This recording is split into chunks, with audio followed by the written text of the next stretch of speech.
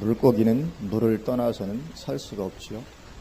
마찬가지로 인생은 하나님을 떠나서는 잠시도 살 수 없는 것인 줄로 믿습니다. 죽어서 지옥 가는 것뿐만 아니라 성경은 우리가 하나님과 분리되는 그 순간 이미 죽은 자가 되는 것이다, 그렇게 말씀을 하고 있습니다. 물고기가 물을 떠나면 즉시로 죽을 수밖에 없는 것처럼 하나님을 떠난 인생은 그 순간 죽은 자가 되고 마는 것입니다. 그래서 예수님은 어떤 사람이 예수님의 부르심 앞에 제가 주님을 따르겠지만 제 아버지가 방금 돌아가셨기 때문에 아버지를 장사한 후에 주님을 따르겠습니다, 그러니까 주님께서 죽은 자로 죽은 자를 장사하게 하고 너는 나를 따르라, 그렇게 말씀하시죠. 그래서 죽은 자로 죽은 자를 장사하게 하라. 이미 살아있지만 죽은 자다. 영적으로 죽은 자는 실제적으로 죽은 것이나 마찬가지이기 때문에 그렇게 말씀하십니다.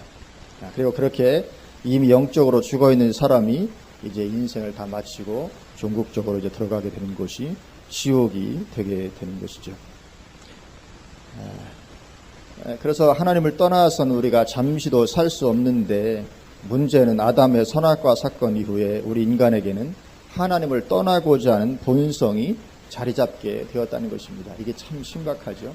하나님을 떠나면 죽을 수밖에 없는데, 물 떠난 물고기처럼. 근데 그런 본성이 우리 안에 자리를 잡고 있다는 것입니다. 우리 인간 안에 하나님 없이 살고자 하는 본성이 생기게 된 것이죠. 이것은 이미 하나님을 믿고 예수님을 믿고 하나님 안에 살고 있는 사람에게도 예외가 아닙니다. 내가 예수 믿고 하나님의 자녀가 되었으니까 그런 본성이 나에게서 떠나가면 좋은데, 그렇지 않다는 것입니다. 내가 예수님을 믿고 하나님의 자녀가 되었다 할지라도 이 죄된 본성은 떠나가지 않습니다. 여전히 내 속에 그대로 있습니다. 그래서 이미 하나님 안에서 살고 있는 하나님의 사람들에게도 이 본성과의 치열한 싸움이 전개되게 됩니다. 하여튼 우리가 죽는 순간까지 이 치열한 싸움이 계속해서 우리 안에 있습니다. 이 본성과의 싸움이죠. 그래서 로마서 7장을 보면 사도 바울도 자신 속에서 일어나고 있는 이 치열한 싸움을 고백하죠. 사도 바울과 같이 성령 충만한 사람이라고 해서 이 싸움이 없는 것이 아닙니다. 이 본성이 사라져버린 것이 아니고 빠져나간 것이 아닙니다. 여전히 있기 때문에 치열한 싸움이 벌어질 수밖에 없습니다. 그래서 로마서 7장 21절에서 24절에 사도 바울이 고백하죠. 그러므로 내가 한 법을 깨달았노니 곧 선을 행하기 원하는 나에게 악이 함께 있는 것이로다. 내 속사람으로는 하나님의 법을 즐거워하되 내 지체 속에서 한 다른 법이 내 마음의 법과 싸워 내 지체 속에 있는 죄의 법으로 나를 사로잡는 것을 보는도다. 오호라, 나는 곤고한 사람이로다. 이 사망의 몸에서 누가 나를 건져내랴. 이 치열한 싸움이 있는 거죠. 내가 하나님의 뜻을 원하고 행하기를 원하지만, 그러나 마음 한쪽에 또 다른 이 죄의 법이 있는 것입니다. 나로 하여금 지속해서 하나님을 떠나게 만들고 하나님의 법을 떠나고 죄된 삶을 추구하도록 하는 이 악한 본성이 내 안에 자리를 잡고 있어서 이것이 치열한 싸움을 일으키는 것이죠.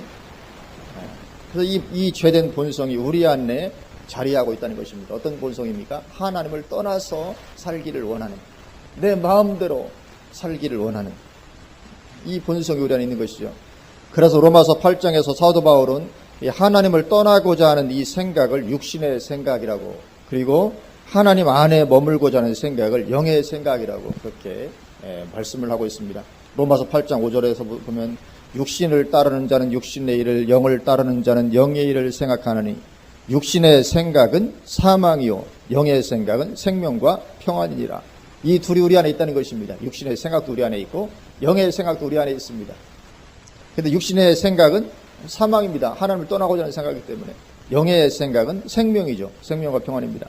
육신의 생각은 하나님과 원수가 되나니 이는 하나님의 법에 굴복하지 아니할 뿐 아니라 할 수도 없습니다.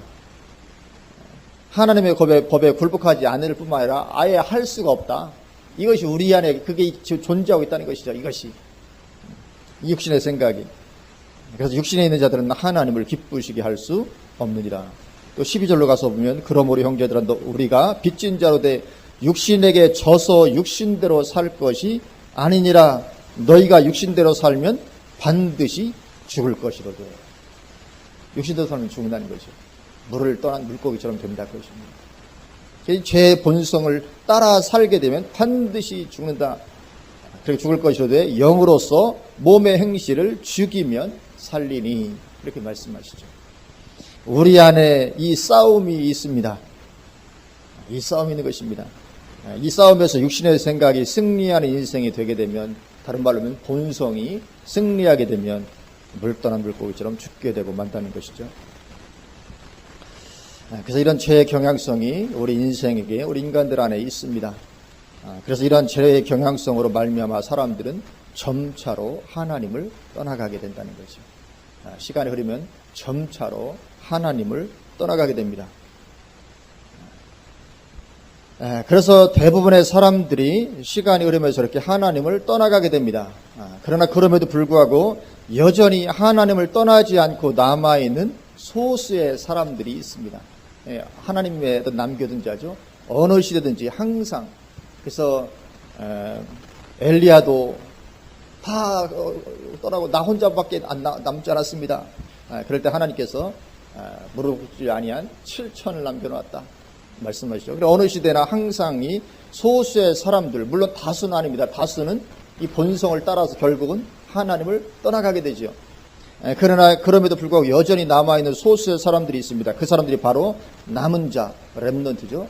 렘넌트요. 오늘 말씀 제목인 거룩한 씨입니다. 오늘 말씀의 제목인 거룩한 씨가 남은 자를 가리키는 거죠. 오늘 본문 13절입니다. 우리 오늘 13절 말씀만 우리 같이 한 목소리로 봉독하시겠습니다. 그 중에 10분의 1이 아직 남아있을지라도 이것도 황폐하게 될 것이나 밤나무와 상수리나무가 배임을 당하여도 그 그루터기는 남아있는 것 같이 거룩한 씨가 이 땅의 그루터기니라 하시더라. 아멘. 이 그루터기가 남아있는 것 같이 거룩한 씨가 이 땅의 그루터기다.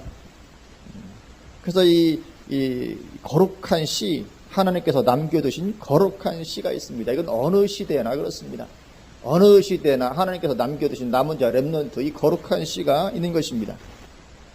그래서 대다수의 사람들은 하나님을 떠나는 그런 상황에서도 이 소수의 남은 자들, 이들만이 온전한 믿음을 지키는 그런 자리 가운데 있게 됩니다.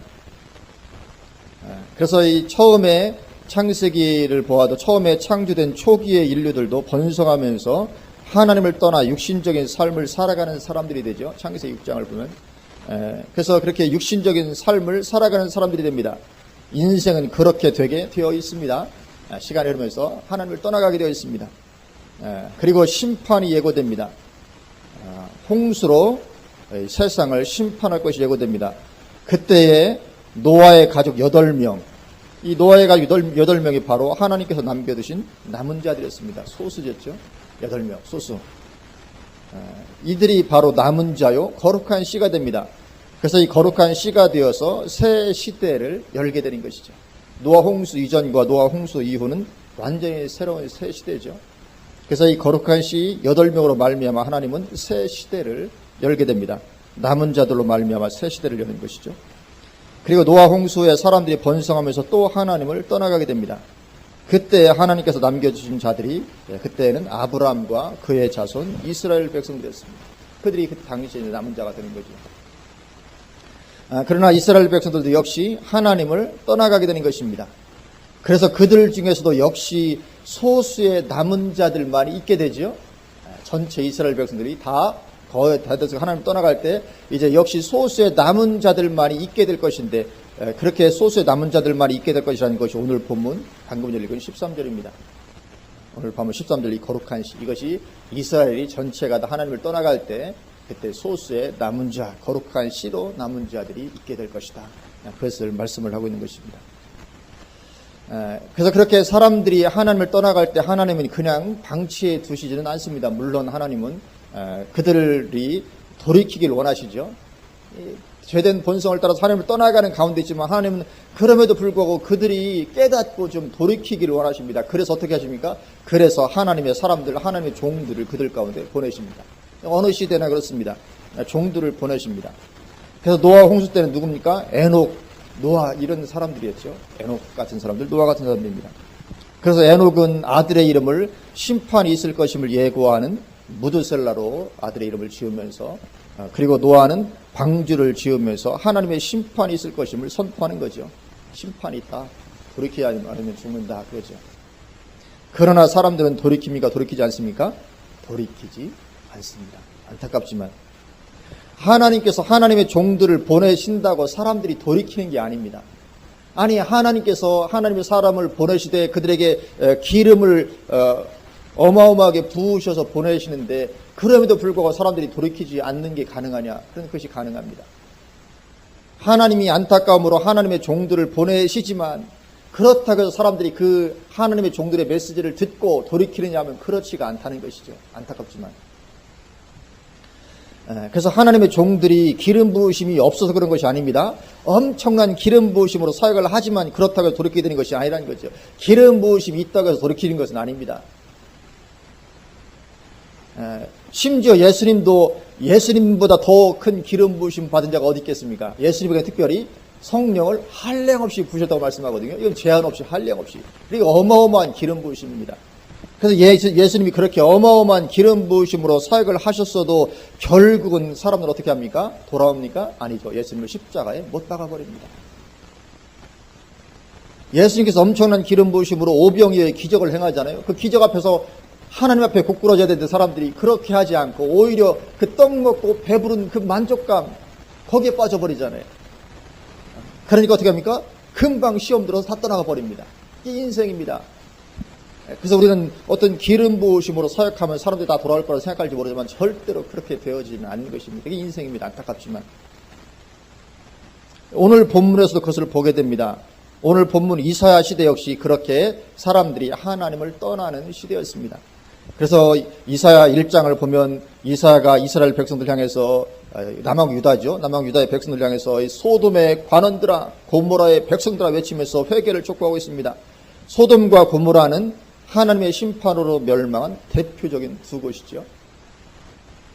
이것은 뭡니까? 이스라엘이 그렇게 하나님을 떠나 살고 있다는 거죠.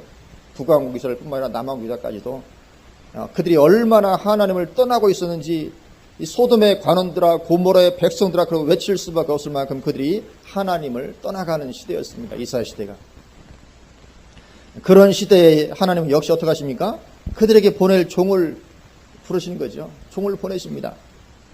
오늘 본문 8절이죠. 8절에 우리 8절 말씀도 같이 한번 봉독하십니다.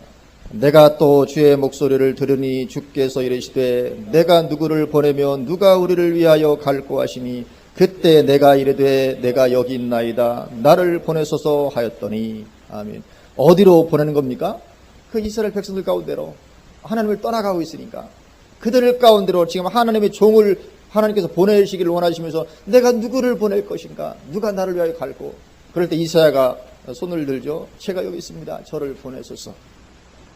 그래서 하나님께서 이제 이사야를 그들 가운데로 보내십니다. 하나님의 종을 그들에게 보내신 것입니다. 보내시면서 주님께서 말씀을 주십니다. 9절과 10절입니다. 여호와께서 이르시되 가서 이 백성에게 이르기를 너희가 듣기는 들어도 깨닫지 못할 것이요 보기는 보아도 알지 못하리라 하여 이 백성의 마음을 둔하게 하며 그들의 귀가 막히고 그들의 눈이 감기게 하라. 염려하건대 그들이 눈으로 보고 귀로 듣고 마음으로 깨닫고 다시 돌아와 고침을 받을까 하노라 하시기로. 말씀이 좀 이상하죠? 파송하시면서 주신 말씀치고는 굉장히 이상합니다. 그렇게 하나님을 떠나는 이스라엘 백성들을 향해서 가라고 말씀하시면서 주시는 말씀이 희한합니다. 넌 가서 그들의 눈을 닫게 만들고 귀를 닫아버리게 만들고 그들로 하여금 깨닫지 못하고 그래서 돌아오지 못하도록 하라. 정반대의 말씀을 하시잖아요.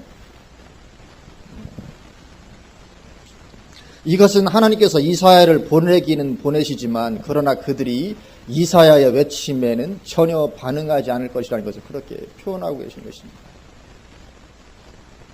전혀 그들은 반응하지 않습니다. 그래서 우리가 잘 압니다. 이사야가 그렇게 열심히 사역을 했지만 이사야의 사역으로 말미암아 이스라엘 백성들이 회개하고 주님께로 돌아왔다는 구절이 없습니다. 오히려 이사야가 전승에 의하면 므낫세 왕 때에 톱으로 켜 죽임을 당하고 말죠. 돌아오지 않습니다. 그러면 이사야가 기름 부음이 부족해서 그렇게 열매 없는 사역을 했던 것인가 하는 거죠.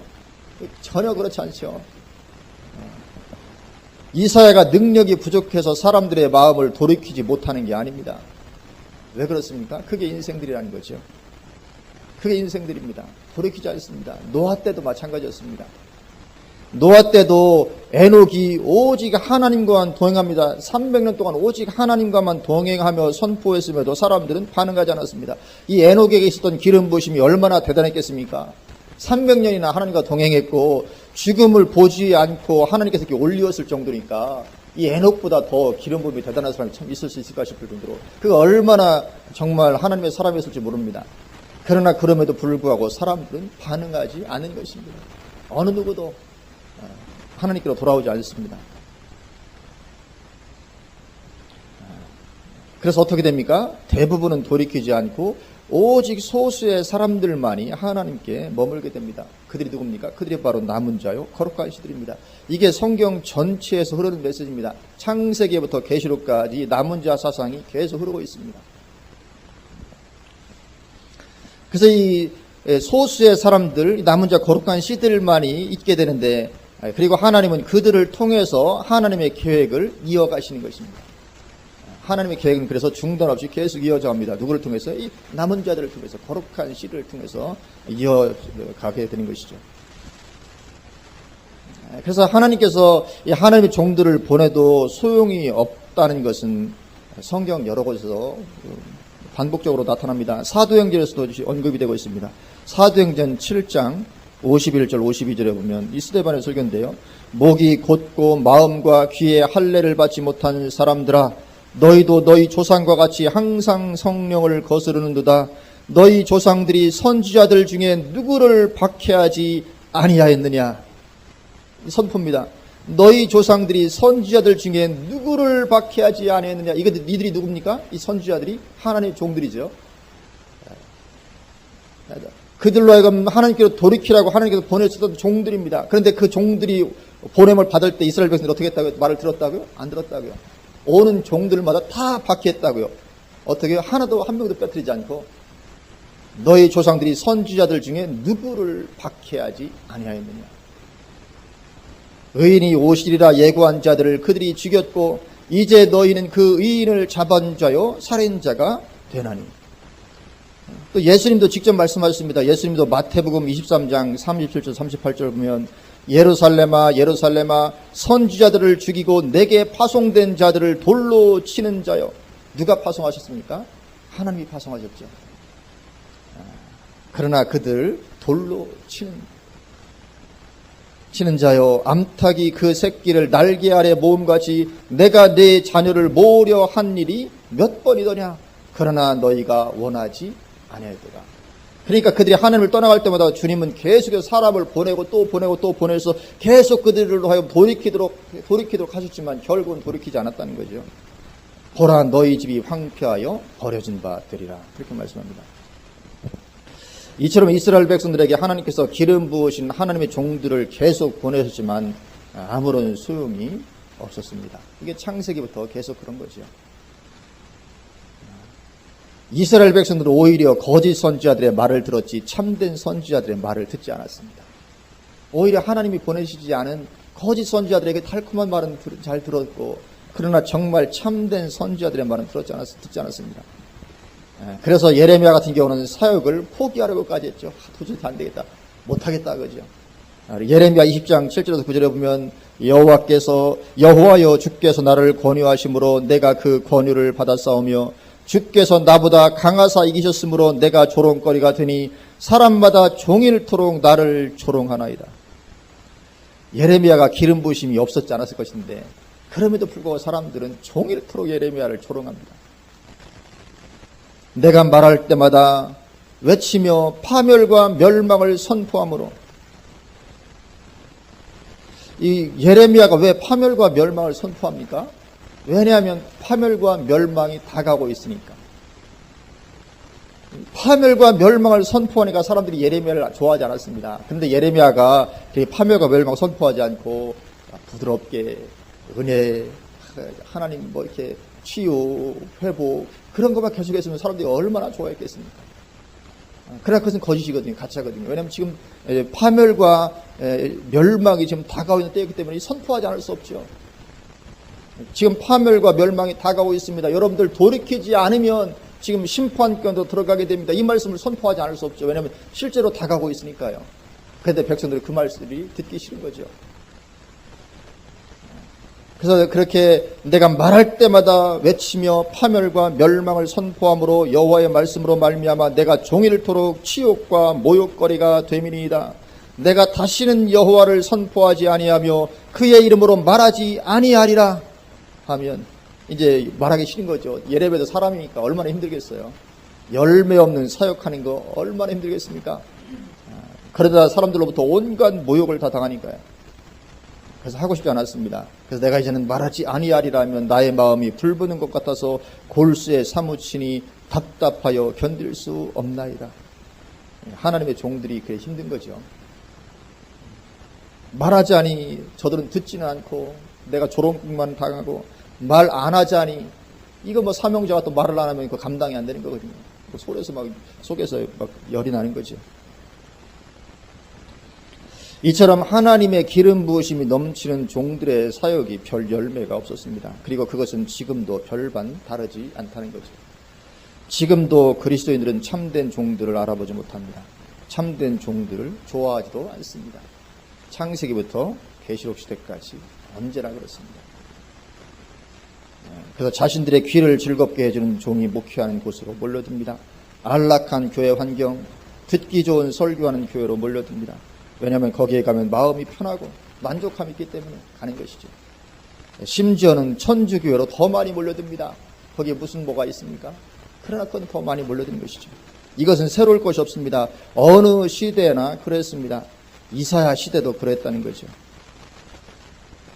이사야 시대도 그렇습니다. 이사야 30장 9절에서부터 11절에 보면 대저 이는 패역한 백성이요 거짓말하는 자식들이요 여호와의 법을 듣기 싫어하는 자식들이라. 그들이 선견자들에게 이르기를 선견하지 말라. 선지자들에게 이르기를 우리에게 바른 것을 보이지 말라. 우리에게 부드러운 말을 하라. 거짓된 것을 보이라. 지금 이스라엘 백성들이 선지자들에게 그렇게 요구했다는 것입니다. 우리에게 제발 좀 그렇게 말씀하지 마세요. 우리에게 바른 것 보이지 말고 우리에게 좀 부드러운 말을 해달라고. 아니 지금 아무리 지금 심판이 임하고 있는 그런 마당인데, 왜냐면 백성들 다 지금 신앙에 다 하나님을 떠나가서 그런데 그래도 그런 말 하지 말라는 거죠. 부드러운 말 하라고. 거짓된 것을 보이라. 너희는 바른 길을 버리며 첩경에서 돌이키라. 이스라엘의 거룩하신 일을 우리 앞에서 떠나시게 하라 하는도다. 이제 백성들이 그렇게 반응을 보이는 것입니다. 이사야를 향해서 반응을 보입니다. 그렇게 하시지 말고 그냥 하여튼 좋은 말 해달라는 거죠. 은혜 넘치는 거, 축복이나 얘기하고. 이만큼 참된 하나님의 말씀 듣기를 싫어했습니다. 이사야 시대 사람들이. 그러나 그것은 지금 이 시대도 예외가 아닌 것입니다. 그래서 지금도 사람들은 부드러운 말 전하는 것을 좋아합니다. 그래서 그것으로 사람들이 많이 몰려들죠.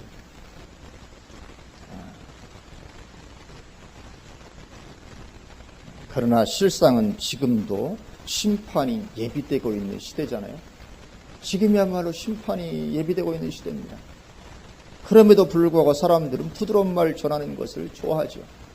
그래서 꼭 그런 것은 아니지만 우리나라에 있는 대형 교회들 메시지 들어보시면 거의 다 부드러운 메시지죠. 강력한 메시지 전하는 목사님들 거의 없습니다. 대형 교회였습니다. 아마 그런 대형 교회들에서 갑자기 메시지를 강력하게 선포하면 다 도망갈 거라고요.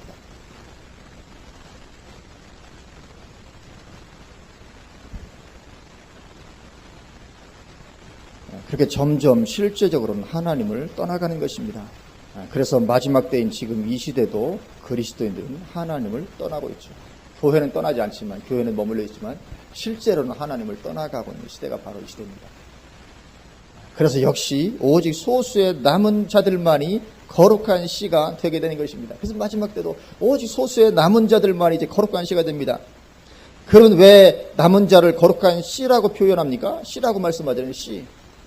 왜 그러냐면 그들을 통해서 새 시대를 열고 하나님의 계획을 이어가시기 때문에 그들을 씨라고 표현합니다. 씨는 뭡니까? 새로운 시작을 알리는 거잖아요. 그래서 그들을 씨가 되기 때문에 그들로 말미암아 이제 새로운 시작이 열리는 것입니다. 새로운 시대를 그들을 통해서 여시는 것입니다. 그래서 거룩한 씨, 그래서 씨가 되는 것입니다. 그래서 우리는 거룩한 씨가 되어야 될 줄로 믿습니다. 왜 그렇습니까? 왜냐하면 하나님께서 마지막 때 이런 거룩한 씨들을 통해서 어떤 시대를 열겠습니까? 천년왕국의 시대를 여시는 것입니다. 그래서 이 마지막 때에는 이 거룩한 씨 남은 자 그들을 통해서 천년왕국을 여시는 것입니다. 새 시대를 여시는 것이죠. 그래서 요한계시록에도 마지막 시대에 남은 자 언급이 나옵니다. 계시록 12장 우리 한번 가보실까요? 요한계시록 12장 13절 우리 한번 가보십니다. 요한계시록 12장 13절에서부터 17절까지 제가 한번 봉독합니다. 용이 자기가 땅으로 내쫓긴 것을 보고 남자를 낳은 여자를 박해하는지라. 그 여자가 큰 독수리의 두 날개를 받아 광야 자기 곳으로 날아가 거기서 그 뱀의 낯을 피하여 한 때와 두 때와 반 때를 양육받으며 여자의 뒤에서 뱀이 그 입으로 물을 강같이 토하여 여자를 물에 떠내려가게 하려 하되 땅이 여자를 도와 그 입을 벌려 용의 입에서 토한 강물을 삼키니 용이 여자에게 분노하여 돌아가서 그 여자의 누굽니까? 남은 자손 곧 하나님의 계명을 지키며 예수의 증거를 가진 자들과 더불어 싸우려고 바다 모래 위에 서 있더라. 이 남은 자손 어느 시대나 이 남은 자손이 있습니다. 마지막 때에도 여전히 남은 자손이 있고 용의 세력이 가장 타겟을 삼는 게 누굽니까? 남은 자손입니다. 이 남은 자손 그래서 사탄도 마지막 때 이 남은 자손에게 모든 관심이 거기에 있습니다. 그래서 마지막 때 우리는 이 남은 자가 되어야 될 줄로 믿습니다. 이들이 누굽니까? 거기 보면 17절에 보면 곧 하나님의 계명을 지키며 예수의 증거를 가진 자 그렇게 말씀하고 있습니다. 이렇게 마지막 때 엄청난 고난과 그 환난 가운데서도 그리고 엄청난 미혹이 역사하는 그런 가운데서도 여전히 하나님의 계명을 지키며 예수의 증거를 가진 참된 신앙 가운데 머물러 있는 자들 이들이 남은 자 거룩한 것입니다. 그러니까 마지막 때 미혹이 엄청나게 역사해도 그 미혹 가운데 흔들리지 않습니다. 그리고 엄청난 그런 환란이 다가와도 전혀 영향받지 않고 여전히 하나님의 계명을 지키며 예수의 증거를 가진 그런 자리에 있습니다. 목숨을 내놓는 한이 있더라 할지라도 그 자리를 떠나지 않고 있는 거죠. 그래서 데살로니가 후서 2장 말씀처럼 마지막 때는 교회 안에서 대규모로 배교하는 일이 있게 되죠. 먼저 배교하는 일이 있고 마지막 때 교회에서 엄청나게 대규모로 배교하는 일이 있습니다. 이건 어느 시대나 그랬던 거니까요. 인생은 하나님을 떠나게 되어 있습니다. 본성 자체가. 그래서 마지막 때도 어마어마하게 사람들이 다 하나님을 떠나게 되는데 실질적으로 교회는 다닐지 모르지만 그런 가운데 있게 되는데 그런 가운데서 여전히 소수의 남은 자들이 있게 된다. 그리고 그들이 바로 천년왕국의 시대를 여는 거룩한 씨가 되게 되는 것이죠. 최고의 축복인 줄로 믿습니다. 그래서 물론 이 사탄은 계시록 12장 말씀처럼 이 남은 자를 대적하기 위해서 마지막 때 자기 세력을 총동원하게 됩니다. 그래서 임하게 되는 게 대환란입니다. 그래서 이 마지막 때 이 남은 자 거룩한 씨들을 대적하기 위해서 일어나는 것이 이 대환란인 것입니다. 후 3년 반 기간이죠. 가장 강력한 환란. 남은 자가 그만큼 위대한 것인 줄로 믿습니다. 남은 자는 위대합니다. 하나님의 거룩한 씨가 돼서 새 시대를 열게 되는 것입니다. 그래서 우리는 이 천년왕국의 새로운 시대를 여는 하나님의 거룩한 씨, 남은 자가 다 될 수 있기를 주님의 이름으로 축원을 드립니다. 이루 말할 수 없는 우리의 상상을 초월하는 엄청난 그런 축복 가운데로 들어가게 되는 것인 줄로 믿습니다. 그래서 어떠한 미혹 가운데도 어떠한 어려움과 환난 가운데도 우리는 남은 자 거룩한 씨가 다 될 수 있기를 특별히 우리 교회 모든 성도들 다 그렇게 될 수 있기를 주님의 이름으로 축원을 드립니다. 아멘. 기도하시겠습니다.